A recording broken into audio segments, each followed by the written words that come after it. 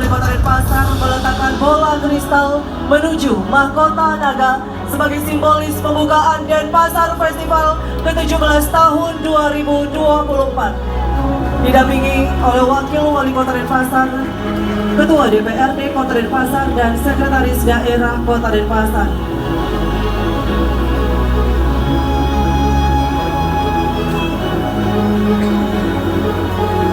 Peletakan bola kristal sebagai tanda pembukaan Denpasar Festival ke-17 tahun 2024 secara resmi.